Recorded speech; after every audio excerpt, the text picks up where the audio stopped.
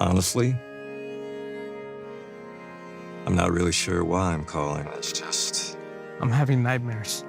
My husband and I, we're just fighting a lot. I can't get any sleep. Things just keep getting worse, and it's starting to feel like I can't do this by myself anymore. We could use some help figuring things out. Okay. Well, I'm glad you called. Why don't you tell me more about what's going on? There's no wrong reason to reach out for crisis support. Whatever you're going through, the Veterans Crisis Line is here to help. Visit veteranscrisisline.net to learn more.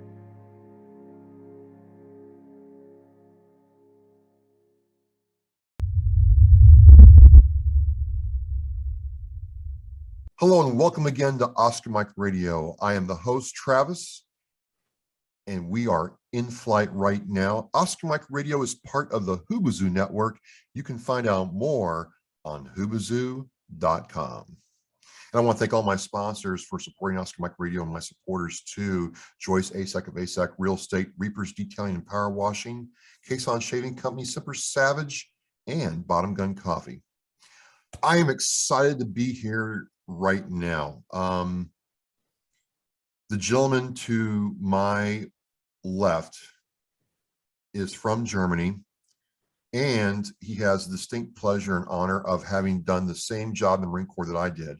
So without any further ado, I want to welcome Ulrich Kroemer to Oscar Mike Radio. Thank you for joining me, sir. Thank you for the invitation to your session. No problem, no problem. We got connected because I was trying to get some Hawk footage, and all of a sudden my Facebook inbox says, hey, I'm Ulrich and I have all these photos and images. And what happened is I'm like, okay, I got on a Facebook call and a Zoom call, and we started going over just a tiny bit of what Ulrich had, and it's awesome. It is amazing. If you were an air defense artillery, and if you are a Raytheon person and you served in the United States Marine Corps, US Army, or overseas in air defense, you probably come across Hawk. And I think Ulrich has the most images, content, and history about Hawk. And I'm just happy to talk with you. So kind of tell us, I have my story about how I joined the Marine Corps. Tell me how a guy in Germany makes the decision to join the German military and get into Hawk, Ulrich. Yes. I finished school in 1972, and then I got my first invitation letter to the German Air Force, to the German Bundeswehr, and I went to the Freiwilligen Annahmestelle. That means where you have to introduce to yourself, and I passed there a test for 2 days, and they offered me to go to the German Air Force, and I was assigned for a translator in Fort Bliss for 3 years.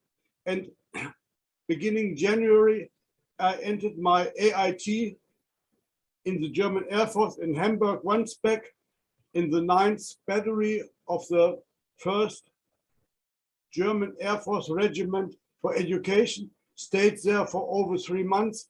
And in beginning April, I started to be transferred to Uetersen, where the German language school for English of the Bundeswehr is situated.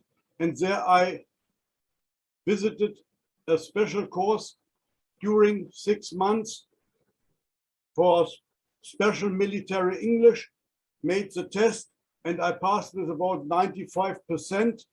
And after this, I made a Hawk transition course, which was specially for the further education to be a translator in Fort Bliss.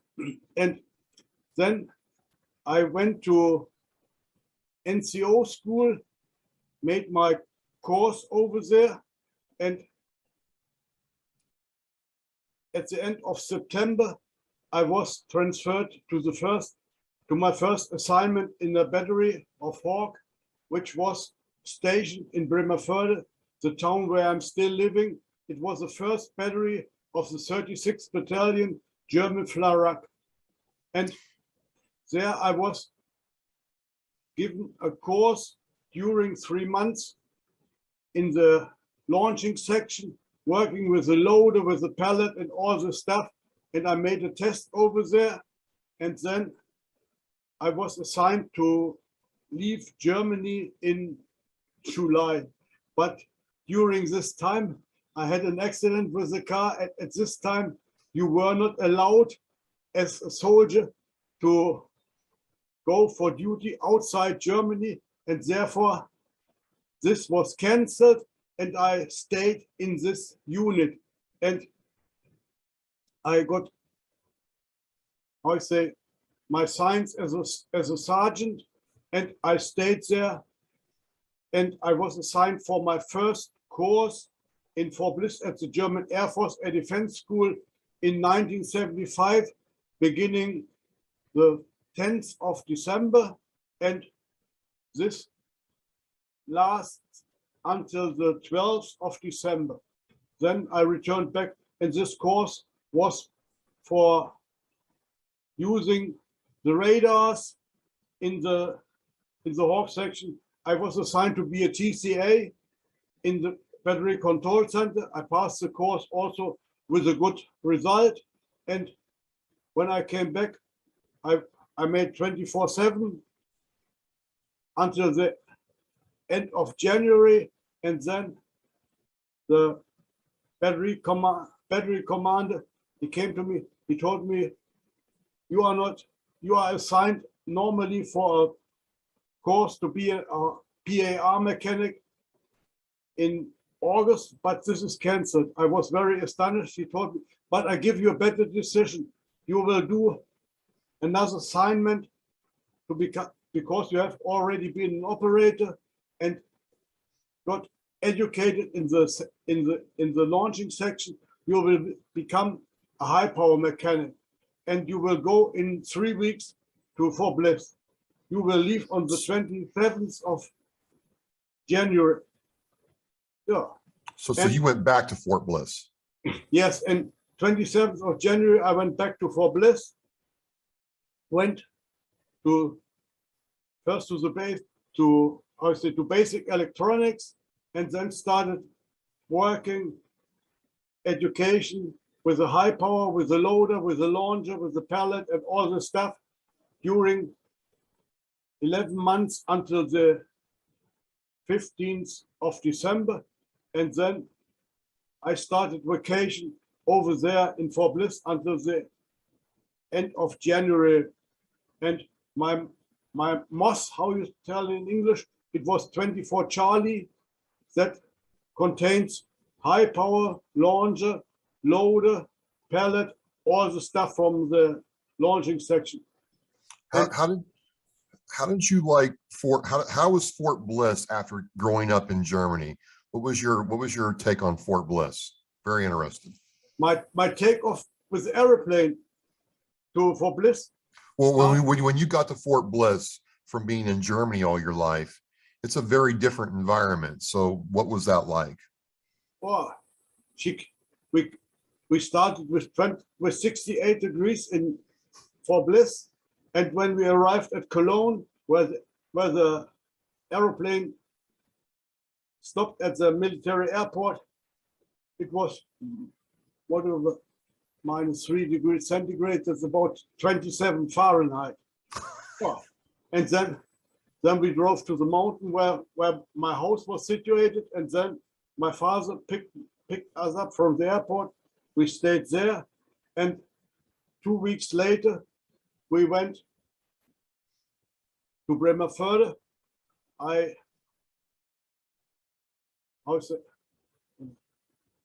went to the commander to report, and I was assigned to the battery normal service. And meanwhile, we had found an apartment in Bremerförde, and we moved over there. And there we stayed for 3 months, and after 3 months, I got a great apartment close to the barracks, no, close to the caserne. And when I was at shift, I had the opportunity to call home, because at my house I had a military phone. I had no use to the normal telephone box, and it was nice. And at this time, there were in Bremerförde about between 12 and 15 Mexican women being married to German soldiers in Germany. In Bremerförde, there were stationed 1, 2, 3, 4 combat batteries, and all these Mexican women, they have been like a, how say, like a coffee meeting sometimes a week, and they were good friends. So Where what I was was the, what, living, oh, sorry, go ahead. where I was living, there were 3 houses. In these 3 houses, there were living 3 German soldiers with their Mexican wife. Yeah. And they got connected because and they had also no problem, for example, to buy Mexican food over there. Sometimes we went to Hamburg because there was a special Mexican shop. They could buy all the stuff there. And in the German supermarkets, you also could find American stuff. Yeah. What is for eating, yeah. So when you're serving, it's still the Cold War. Russia is still, you know, very, very powerful, very interested in possibly, you know, taking action. The MiGs were very good back then.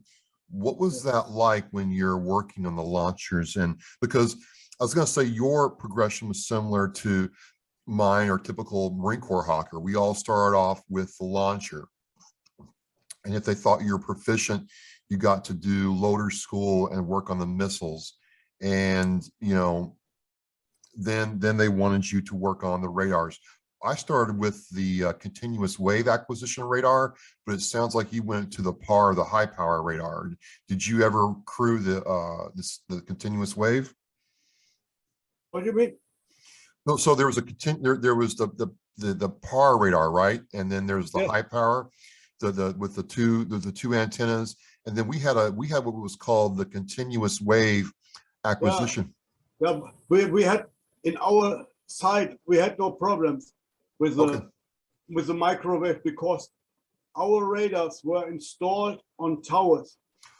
The towers, they were 18 meters high, and when you even could not reach with the high power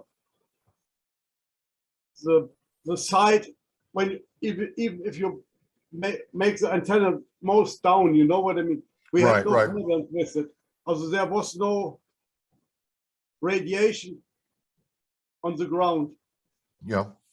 But on other sides where they only have some small hills, there it was more careful, because all the signs have been applied, you know what I mean, yeah?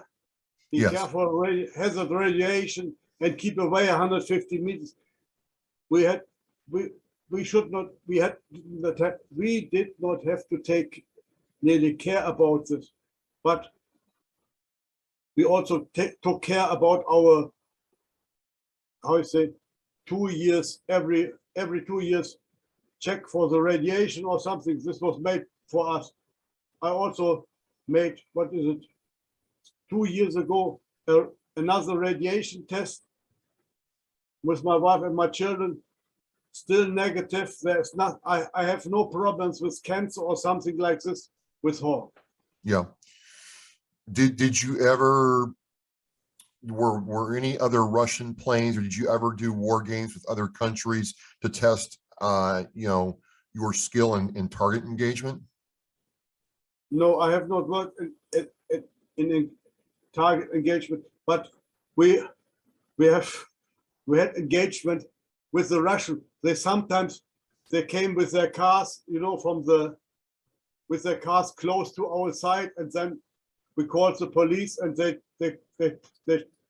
sent them back. You know what I mean? But I went sometimes, what was it, 6 or 7 times with our battery to Crete, where we stayed for firing 1 week at the NAMFI, NATO missile firing installation. Now tell us. I mean, I'll tell you what's it like when you watch the missile leave the launcher? I mean, because that's a special moment for a Hawker. What was that like to you? It's, how I say, it's like fulfilling your job. You see what is happening. You see that you feel good. You see all the radars are working. Probably the whole system is working, and you see the result when the missile is leaving the launcher, is passing the fence, and then it's okay. You are satisfied, and all the other guys, which also take place at the firing, it's a great relief. It's incredible, right? Because, you know, we're all in the safety range. We don't want anybody near the launchers because of the backblast of the missile. And we know that, you know, we're going to fire at something, you know, between 20 and 40 miles away. And you're right. You see you know that we found the target, we acquired the target, we hit the button, and then boom. And you realize that means the missile's already broken the sound barrier. And then you get the report, we got a hit.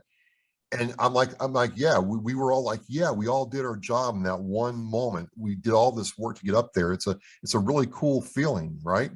Yes. And when the missile is in flight, you could hear by the loudspeaker from the Greeks that the target is at range between 60 and 40, is coming close, and the missile is coming too. And then they tell, hit it, and 3 times we heard, or our commander, when he got the result, 1 time the missile hit the target 60 centimeters from it. Oh, that's a very good session. That's very good. By 35 miles distance. I mean, so for ladies and gentlemen, when the missile flies, it's not hitting the target directly. What happens is here's the enemy aircraft. Well, yeah, here's the enemy aircraft. Here's the missile, and it explodes, and these huge pellets hit it. And but we can tell, like Ulrich is telling you all, that you can tell how close you were to the actual target before the missile detonated, and you want to be closer. That's how precise we were. Did you ever work in the BCP and on the scopes? In the PCP, we worked on the scope.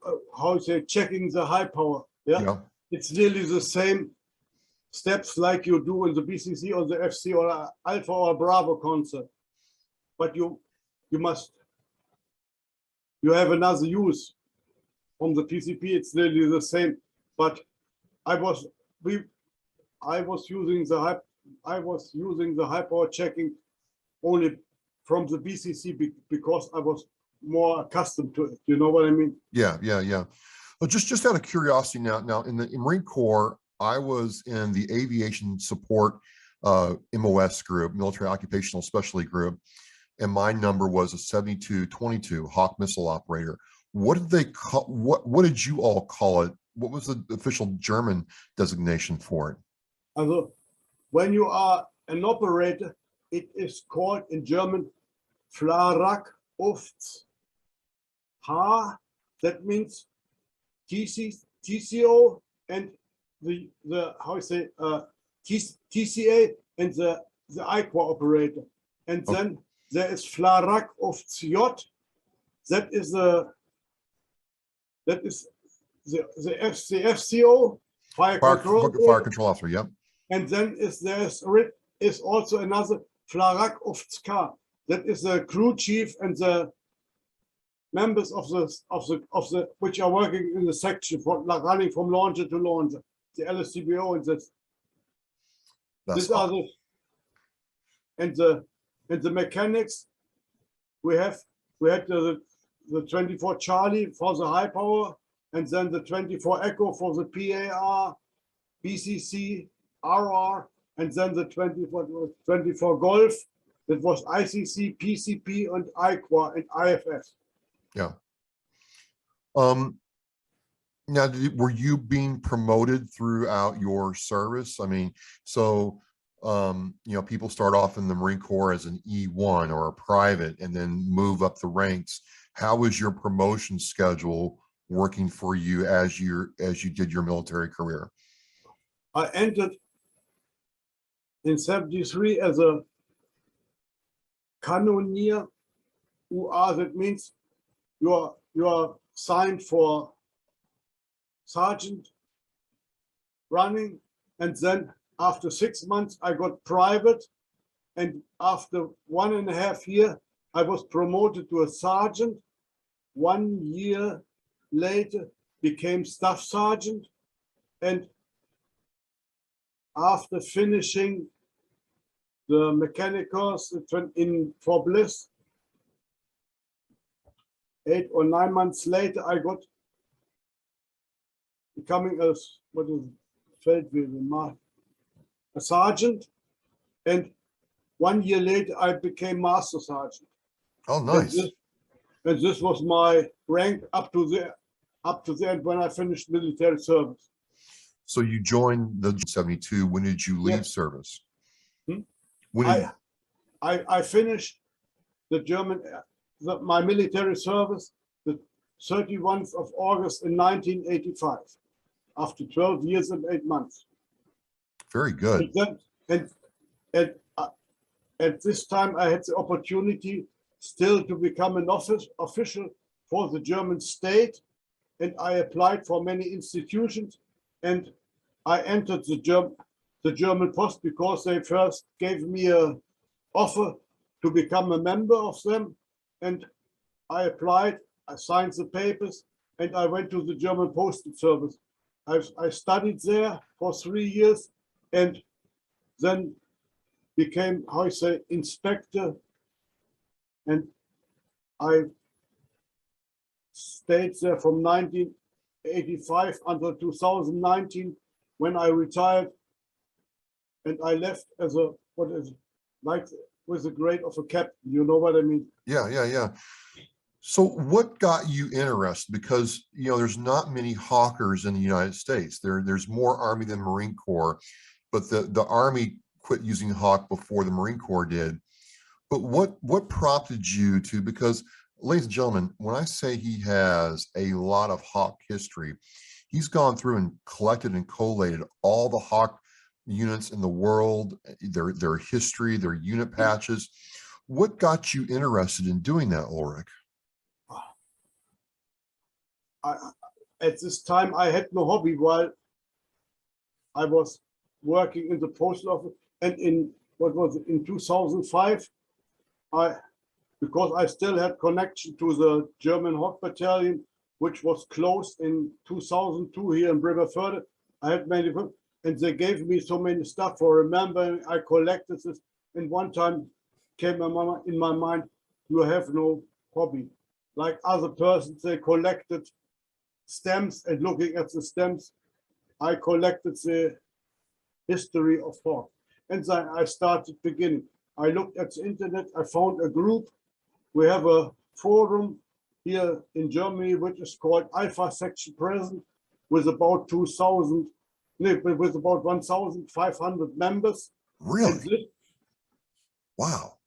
This forum was founded in 2007, also by a German guy. He's also very active for Hawk, still like me. And I found the address in the internet, and I got connected to them.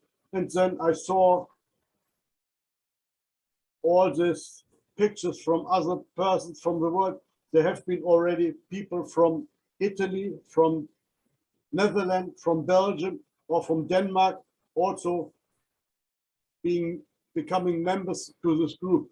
And then I started collecting the pictures, all information, And over all the years, I got more and more. And when I got assigned to Facebook in 2011, I found many groups from Denmark, from Netherlands, from Belgium, from France, from Spain, from Italy, from Greece, and also the German groups.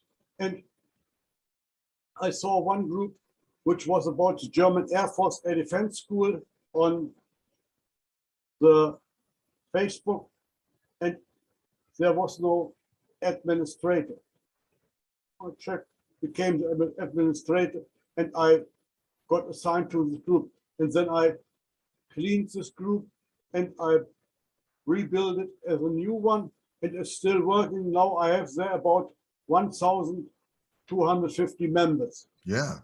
Americans also from other countries looking always for the news, because I also install there many pictures about Nike and Patriot, and because and also many German guys, they have been together with American on the same course, and sometimes they find their friendship another time, having lost about 30 years. For example, in 1976, when I got connected to two American guys, which were working as private for the US Army, and became a custodial in Italy with Nike. Last year, I got an email from one of these guys. 40 years later, he sent me, "Are you this member? I found your name on the page of the Italian battery." I told him, "Yes, I am. Look, here's a picture from us." He was astonished. Well, I think people don't understand this. Hawk is still used in other parts of the world. Hawk is still used in many parts of the world. For example, in Europe, there is still used in Sweden, in Romania, in Spain, and in Turkey. The Greeks, they are doing 24/7, and Romania too, and Spain also. The Spain Hawk battalion or regiment is close to Gibraltar, about 20 kilometers from Gibraltar in San Roque installed.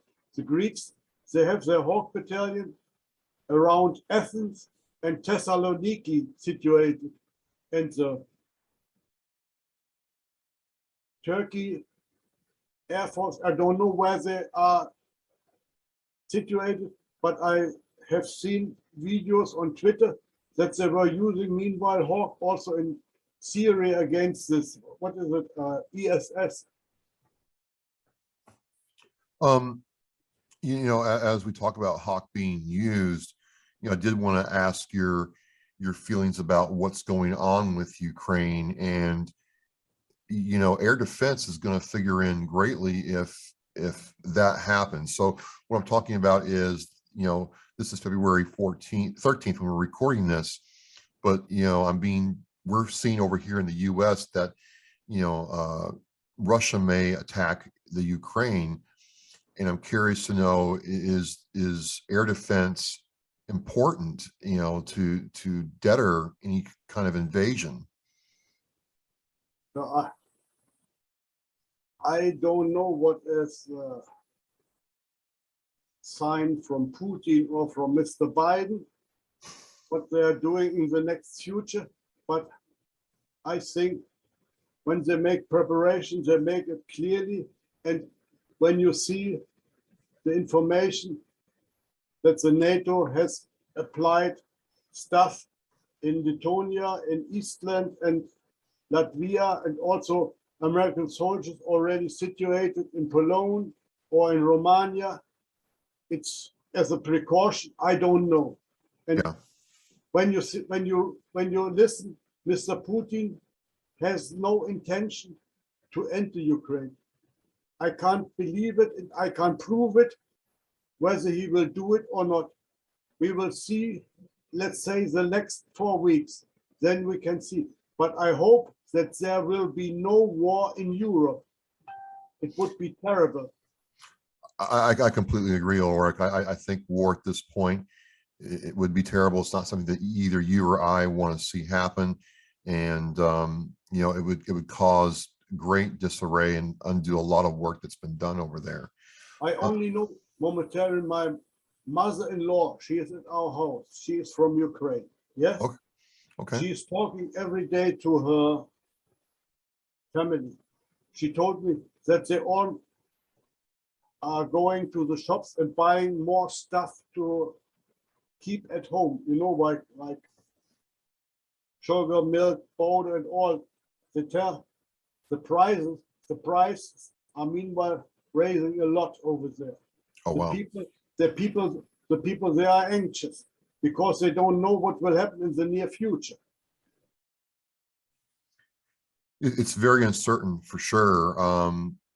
You know, it was a lot of uncertainty for me, just really briefly, when we got the word that, you know, our HAWK battalion, it was first LAM, first Light Anti-Aircraft Missile Battalion, was being decommissioned.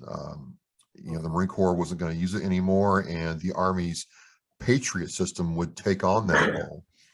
And, you know, I kind of wondered how you felt when Germany decided to move away from HAWK.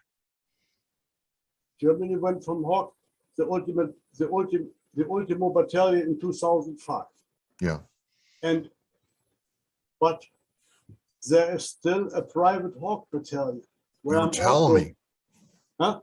You were telling me. I was really excited. Yes.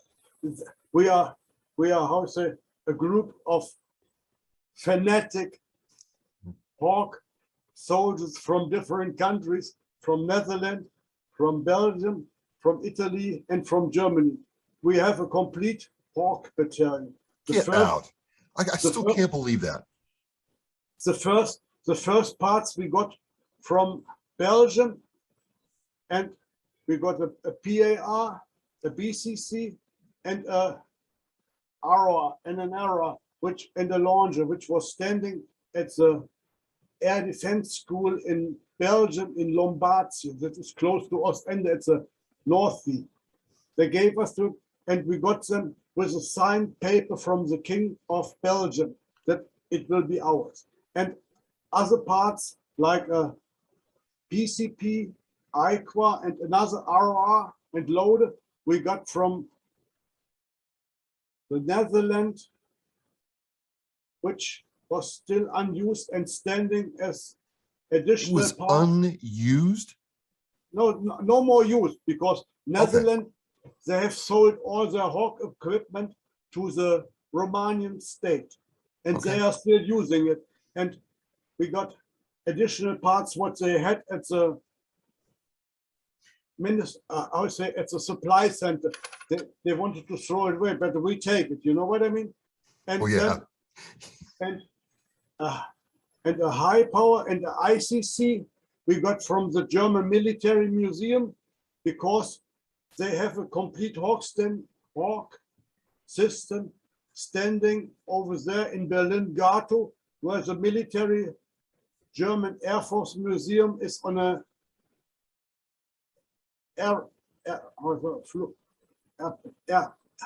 Flugplatz. You know what? Yeah. Airport. And this stuff works. Huh? This stuff all works. You can emplace the launcher and use the loader to put missiles on it. Yes, and we use the. I say we are also going on military unions which take place in Netherlands, in Belgium, or in Germany. For example, this year in June takes place, but in 20 places in Germany, that from the German Air Force Day of the German Bundeswehr. Yes, and our private unit is invited to take place in Warendorf. This is about 150 kilometers from the place in the caserne where we have our radars all in underground.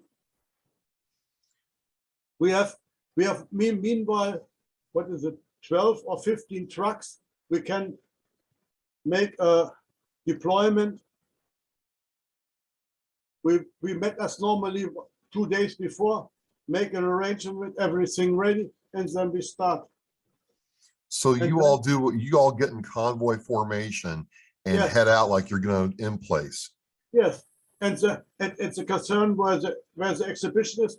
We get our place, we install the radars, and the radars are, for example, the HPIR and the PIR, they are rotating in the same way as the IFF too, but there is no radiation because all these radars are demilitarized. Yeah, yeah. Militarized.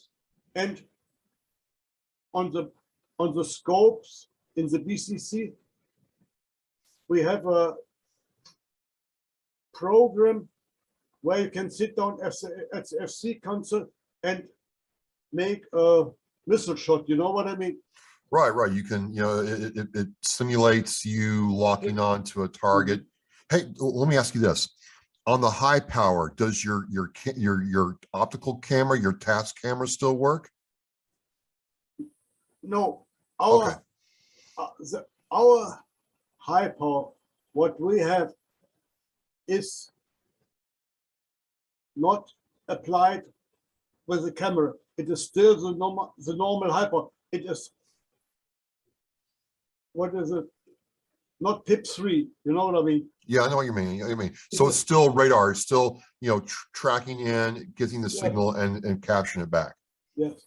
Okay, but still, you can sit in the BCP and simulate target engagement as if Yes. you're really. Oh, that is, to do that one more time, Ulrich, would just be exciting. We have a how is it? We have a special program which was invented. I will send it to you. Then you can play it on your computer. Ladies and gentlemen, it's like Christmas, Ulrich. Yeah, and Oh, this Tannenbaum, oh, Tannenbaum. I will send it to you. There's also an installation. You can install it on your computer, and then you can start missile firing. You can think you are the operator at the FC console. If you like it, you have it. I know I'm supposed to be like professionally detached and everything, but forget all that. That is exciting. I mean, to do it one more time, because to do this, to learn how to place all the gear, make sure there's protection at home. Yeah, and make sure you're safe doing it, because it can be dangerous if you're doing it at night or in bad weather or whatever, and you can't see. You can make a mistake and get seriously hurt. And then, you know, tracking the aircraft or the enemy aircraft inbound and gain, it's a lot of moving pieces. And you know, it's exciting when you get a chance to work on your craft. That's amazing. Yeah. Yes. Awesome. So you had this event coming up in June. You started this out at a hobby, but I've seen folks, and I'll have the links in the Oscar Mike Radio show post, where, to your point, people all over the world, Ulrich, are reaching out to you to either give you Hawk memorabilia or, you know, ask you, like I did, for some Hawk videos. Did you ever think it was going to grow like this? Well, I have a great collection of Hawk videos, and also from Nike about missile firing. I have found a special page, for example, from Korea. That's right. And high quality videos for missile firing. I will send you them all. I have downloaded them all, and I also have a YouTube channel. I'll have to get that YouTube link and put it in the show post. Like, you know, we'll do it. I mean, I could watch this stuff all day long. You know, it's really cool to hear that, you know, Hawk has, you know, survived this long, and people still use it. You see, what is it, about 2 weeks ago, I found a page from the battalion in Singapore. Oh, really? They are still using Hawk. I checked the page. I downloaded the page. I downloaded everything what is from my for my history. And I also look for the history of the battalion, everything. Sometimes you must look at the pages. For example, on Facebook, when a person applies, how you say, to become a membership of the group, you know what I mean? Right. You can see that they have photos on their private pages. But why these persons don't post them in the groups? You know what I mean? Right. Yeah. Right. If you, yeah, I mean, I've done it before with some of the U.S. based groups where I posted my Hawk pictures and people have shared theirs with me. It's I think it's right because it's our history and you know, it's still being used and it was a very good system. It was a very good For system. example, in United States, it's also still a working group like us. I haven't run across anybody in the U.S. and we Oh, kind in US too. Yeah.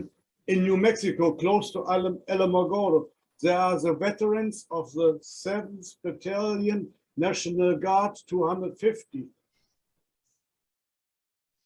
they have They have a Hawk battalion. They are working on it, and they have still supply by Raytheon because they have a BCC, ICC, PCP, and the radars running, and they can simulate still direct Hawk. I gotta look that up. I gotta look that up. Absolutely, I absolutely. will send you the links this evening. Thank you very Probably much. you can get connected to them. Thank you. Thank you. Well, ladies and gentlemen, my name is Travis with Oscar Mike Radio. I'm with Ulrich Kroemer, who is a German Army veteran. And, you know, we got connected through Facebook and Oscar Mike Radio because I was trying to add more Hawk stuff to the show. And I just want to thank you, Ulrich, for coming on and sharing with me. And I'm hoping, I can't promise you yet, but if it works out, I would love to come over and see what you all do with your private battery. I mean, it's really something cool when you see a battery roll up and in place. There's nothing like it. So just thank you for your time. I will send you this evening one doc sign from where you can see all German Hawk sites which have been equipped with towers. You can see how they look. There have been 3 Hawk sites only with towers within 50 miles from the region where I live, and 1 Hawk site from Netherlands was close to Hanover, and another Hawk site from the US Army was close to Schweinfurt, and the southern one was in Langries. That was from the 4th Battery, 33rd Battalion, and another one was used by the Italian Hawk unit in Fiorano, close to Milano. Oh, wow. Well, again, ladies and gentlemen, I'm going to have the links to everything that Ulrich has in the Oscar Mike Radio show post. You can find it on oscarmikeradio.com. And I want you to look at it because, yes, Hawk is not used by several countries, including the US and Germany, but it's still being used. And it was really, you know, a deterrent system during the Cold War and Vietnam War to keep aircraft from bombing, you know, precious targets. And that's what it did. And, you know, it had a very storied history. So to get a chance to have this talk with you, Ulrich, has been very special. And I'm looking forward to doing other things with you. Thank you. Yeah. Have a nice day. Awesome. Awesome. I'm Travis, again, with Oscar Mike Radio. This is Ulrich Kroemer, German Army veteran. Very pleasure to have him on the show. And as we say in Hawk, we are missile in flight. Thank you again.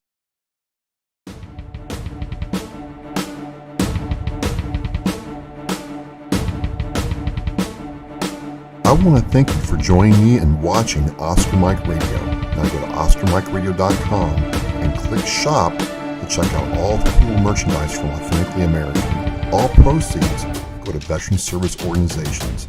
We are Mission in Flight.